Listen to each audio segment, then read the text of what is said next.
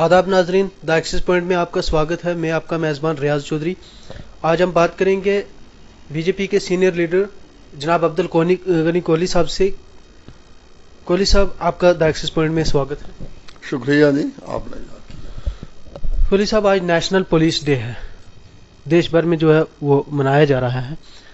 तो अगर जम्मू कश्मीर में बात करें हमारे एसपीओज को, तो उसको अभी परमानेंट रिक्रूट करने के लिए कोई पॉलिसी नहीं बनाई गई है। तो आपका इस बारे में क्या कहना है?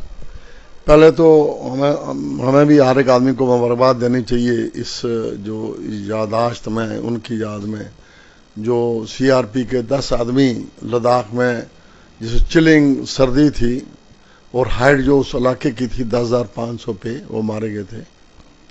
चाइनीज लोग आए, उन्होंने हमला किया, 10 आदमी तो मारे गए, 7 को उन्होंने अपने साथ अरेस्ट करके ले गए, कुछ भाग के आ गए जाम से। बड़ा जबरदस्त मुकाबला किया था हमारी सीआरपी की फोर्स ने, और उस दिन से ये स्टेट लेवल पे मनाया जा रहा था, लेकिन 2012 में नेशनल लेवल पे ये दिन मनाया गया।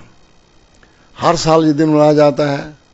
आज खुशी का मकाम है कि आज हमारे ऑनरेबल होम मिनिस्टर जो है वो होमेज देने जा रहे हैं चांक्यापुरी, दिल्ली में। पहले तो हमें खुशी है कि हमारे बहादुर जवानों में ये हिम्मत है कि मुल्क की खातिर अपनी जान कुटाने को तैयार हैं, लेकिन मुल्क पर कोई आंच नहीं देने के लिए। ये बड़ी बात है। तो इस सिलसिले में हम सबको चाहिए कि हम अपनी जो भी सिक्योरिटी फोर्स जो हमारी हिफाजत के लिए, चाहे वो सीआरपी की शक्ल में हो, चाहे पुलिस की शक्ल में हो, चाहे आर्मी की शक्ल में हो, हमें खुशी और फख्र है। हम उनको आज सल्यूट करते हैं कि हमारी हिफाजत कर रहे हैं, तभी हमारे मुल्क का नाम है। इस चीज़ को आगे हम बढ़ाते हुए अगर ये कहें कि इस दिन को फिर पहली दफ़ा ये नेशनल लेवल पे समवेयर आई थिंक 2012 में ये दिन जो है नेशनल लेवल पे मनाया गया दिल्ली में। तो आज उसी सिलसिले की ये कड़ी है कि ये पूरी कंट्री में ये दिन जो है वो मनाया जा रहा है, और बड़ा जो फंक्शन है वो दिल्ली में हो रहा है, जैसे कि मैंने बताया। ये ठीक है, जहाँ एक तरफ हमारे पुलिस के लोगों का ये किरदार है, ये हिम्मत है, ये जवांमर्दी है कि उनको आज याद किया जा रहा है। जितने भी पुलिस के सिक्योरिटी फोर्स के तकरीबन 33,000 लोग जो हैं वो मरे हैं, उनकी याद में भी ये दिन मनाया जा रहा है। बड़ी खुशी की बात है और हमें फ़ख्र है, और मैं हर एक को आज सिक्योरिटी फोर्स जिन्होंने अपनी जान मुल्क के लिए दी है, हम उनको सल्यूट करते हैं, उनको याद करते हैं। मालिक करे उनकी जो रूह है वो रेस्ट करे इन पीस। जैसे जैसे अपने मज़हब का तौर तरीका है, हम चाहते हैं कि वो अच्छे ढंग से दुनिया में रहें। अब जो आपने बात कही एसपीओज की, ये सही बात है। ये भी एक जुजू है इसी पुलिस कांस्टेबलरी का। उनकी बड़ी परेशानियां हैं, बड़ी उनके मसाइल हैं। मेरी पहले भी इससे बात हुई है, और उनका मामला हल करने के लिए जो है वो हमारी गवर्नमेंट को बड़ा उसके लिए रोल अदा करना चाहिए। बड़ी देर से वो लोग दरपदर हैं। रेगुलेशन का मामला अभी नहीं हुआ, कुछ थोड़ी सी हरकत आई थी लास्ट टाइम, अब पता नहीं फिर वो स्लो सी हो गई है। मैं स्टेट गवर्नमेंट से स्पेशली और अपने ऑनरेबल एलजी साहब से रिक्वेस्ट करूंगा कि मेहरबानी करके वो इस कंस्टेबलरी को पक्का करने के लिए सोचें। जहां आज हम पुलिस वालों को याद करते हैं जिन्होंने अपनी जान शहादत दी मुल्क और कौम के लिए, तो ये लोग भी अपना जो फर्ज है वो अच्छे आसान तरीके से निभा रहे हैं। तो हमें चाहिए कि इनको उसी पैटर्न पे कि ये लोग जो हैं इस वक्त फोर फ्रंट पे हैं, अपनी जान को हथेली पे लिए हुए हैं, लेकिन जो मिनिमम उनको वो अपना एमोलमेंट्स मिलता है, कम से कम अगर उनको रेगुलाइज किया जाए इस महंगाई के दौर में, तो मैं चाहूँगा ये बड़ा ज़रूरी है। और अहम मसला हमें समझ के इसको हल करने के लिए हमें ज़रूर कोशिश करनी चाहिए। कोहली साहब, आपका वक्तन फवक्तन आपका प्राइम मिनिस्टर से भी मुलाकात होती रहती है, बातचीत तो टेलीफोन के जरिए भी होती रहती है, होम मिनिस्टर से भी होती है, लेकिन आप इसमें کیا وشواس دلائیں گے جموں کشمیر کے جو ایس پی اوز ہیں جن کو 6000 پہ جو ہے وہ گزارا نہیں کر پا رہے ہیں؟ اگر بات کریں کشمیر کی اس ٹائم حالات پہ تو سب سے زیادہ اگر ایس پی اوز کا بہت بڑا رول ہے اور بڑی جانیں جو ہیں گوائی ہیں، تو اس کے اوپر کیا آپ ان کو یقین دلائیں گے کہ Jammu Kashmir B J P party کی طرف سے کیا آپ ان کے لیے سینٹر میں مرکز میں کسی کے ساتھ ملاقات ہوں گے کہ آنے والے وقت میں ان کو تاکہ پرماننٹ ریکروٹ کیا جائے؟ دیکھیے، میں ایک پارٹی کا ایک ورکر ہوں. میں یہ پالیسی میٹر ہے، لیکن ایک یہ بڑا ضروری اہم مدعا ہے. میں اگر مجھے موقع ملا آنریبل ایل جی صاحب سے، میں ان سے بھی یہ ریکویسٹ کروں گا. حالات ایسے ہیں کہ دلی انسان جا نہیں سکتا. جب کبھی میں گیا تو ہمارے چاہے آنریبل پرائم منسٹر ہیں، آنریبل ہوم منسٹر ہیں، میں ان کی نوٹس میں لاؤں گا. اور ساتھ ساتھ اس سے پہلے میں چاہوں گا جو ہماری اسٹیٹ کی بھاجپا پارٹی کی جو یونٹ ہے، ہماری ہائی جہاں نیتا ہیں، لیڈرشپ ہے، میں ان سے بھی ریکویسٹ کرتا ہوں، ان کے نوٹس میں بھی لاؤں گا کہ اس معاملے کو حل کرانے کے لیے وہ جو اسٹیٹ گورنمنٹ ہے اس پر یہ زور دیں تاکہ یہ معاملہ جو ہے وہ حل ہو. میں نہیں چاہتا ہوں کہ جیسے اور ڈپارٹمنٹ کے لوگ سڑکوں پر اتر آئے ہیں، یہ ٹھیک ہے، ایک ڈسپلن سلسلہ ہے کنسٹیبلری فورس کا، کم سے کم ان کے دل میں تو جذبات تو وہی ہیں جیسے اور جو لوگ سڑکوں پہ آئے ہوئے ہیں. تو ہم نہیں چاہتے ہیں کہ ان کے جذبات کو خواہ مخواہ ٹھیس پہنچے. اور جو اس وقت سروس دے رہے ہیں یہ لوگ بھی جو ہے، آپ کو پتا ہے کہ جموں کشمیر میں جہاں جہاں بھی یہ ملیٹنٹس کے اٹیک ہوتے ہیں ان کا مقابلہ کرنے کے لیے ہماری سیکورٹی فورسز، جن میں آرمی کی فورسز ہوتی ہیں، سی آر پی کی ہوتی ہے، بی ایس ایف کی، اور لوکل پولیس میں یہ لوگ بھی شامل ہوتے ہیں. تو ان کا بھی وہی رول ہوتا ہے جو ہماری لوکل پولیس جو ہے وہ ادا کرتی ہے. یہ ان سے کام کرنے میں ہرگز پیچھے نہیں ہے. تو خدا کرے یہ بالکل محفوظ رہیں، اور اپنے جو ایک مشن ہے ہماری اسٹیٹ کا اور پولیس کا کہ جو ملیٹنسی ہے اس کو ختم کرنا ہے، اس کو ختم کرنے کے لیے یا اپنی جان کو ہتھیلی پہ لے کے جاتے ہیں. باقی جو فورسز ہیں ان کے ساتھ ان کا بھی وہی رول بنتا ہے جو ان کا بن رہا ہے. عملی طور پہ تو وہی کام کر رہے ہیں.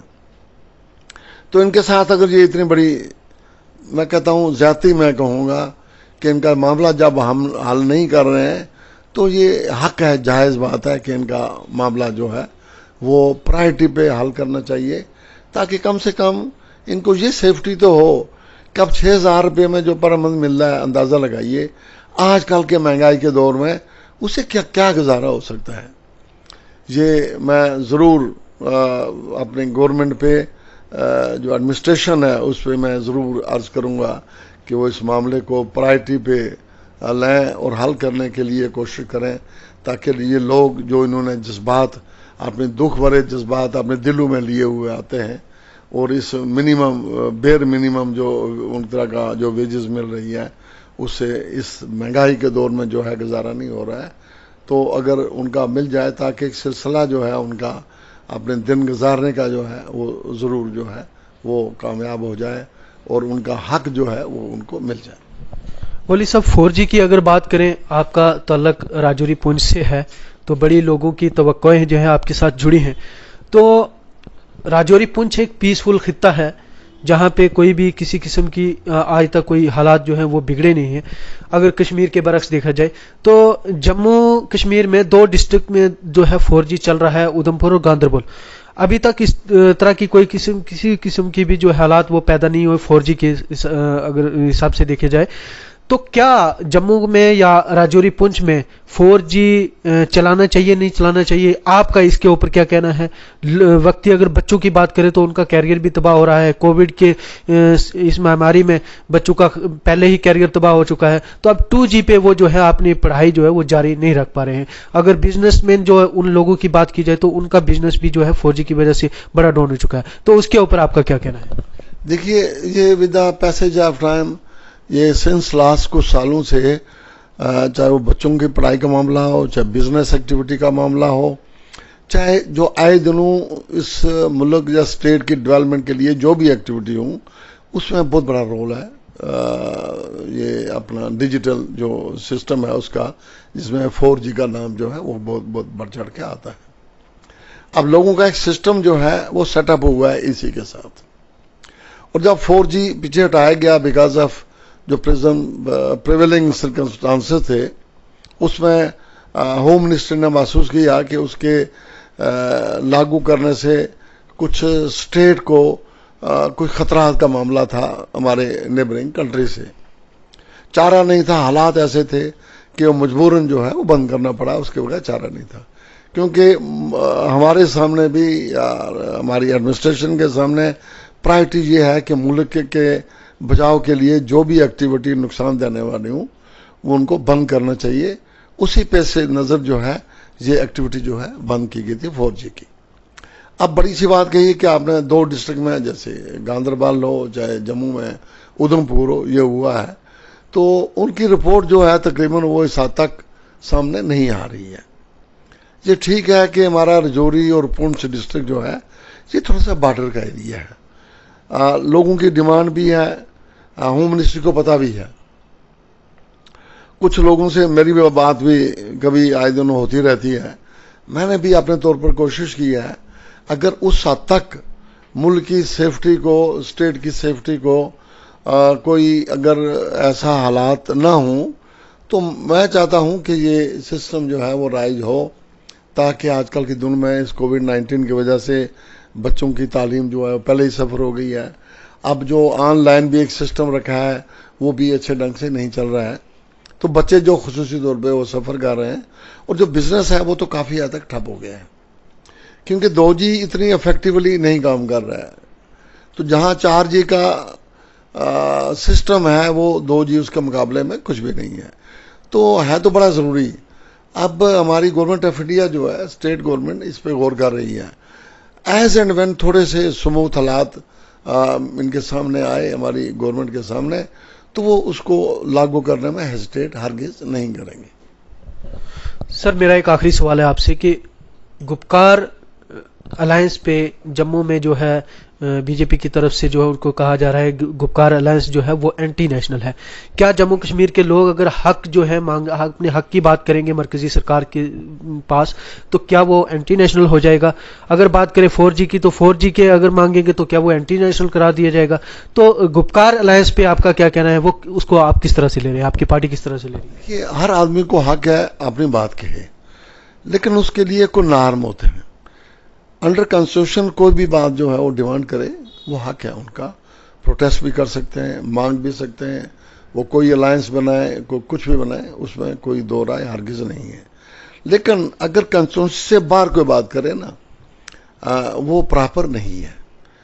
حق ہے وہ لڑائی کریں اسٹیٹ کے ساتھ, سینٹر کے ساتھ, اپنا حق بات جو ہے وہ اس کے لیے ٹرائی کریں, لڑائی لڑیں, وہ حق ہے ان کا.